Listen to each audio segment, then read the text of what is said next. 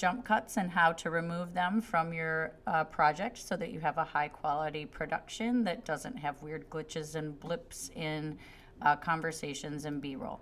So I'm going to move these clips aside for a minute so I can explain. So I have Mrs. Washburn's interview chopped up. The questions have been removed. And as I play one clip to the next, maybe I wanted to put two things that she says together.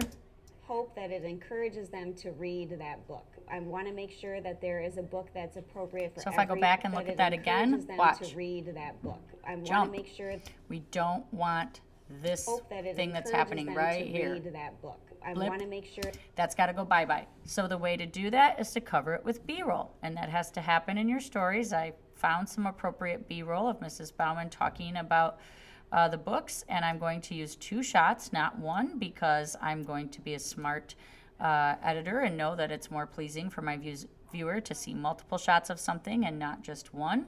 And so now let's take a watch.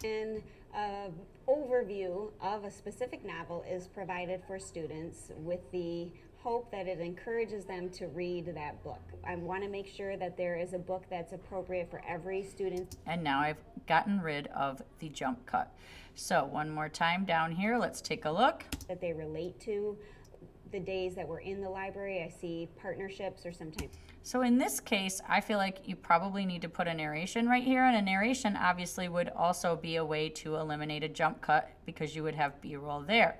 So I'm gonna assume that this is going to be B-roll with a narration right here. So I'm gonna tell this to lift from the storyline. It puts a nice little placeholder right there so I know that my narration is gonna go there. I could also lift it from the storyline and just have some nat sound for a minute right there. However, if I do that, this is called a pop nat sound, I would split that clip and I would reduce the sound on the side that's coming back to Washburn. So this would be loud and then this would be not loud. So let's take a look. Find some kind of characteristic or trait that they relate to. The days that we're in the library, I see partnerships or something. Now that shot is not a good shot because it's moving, so that's a problem. I need to find a better clip right here now because that shot has that movement going on. So I'm gonna get rid of that, and now I am forced to find a second clip, which is fine, possibly, depending on how that works. Let's take a look.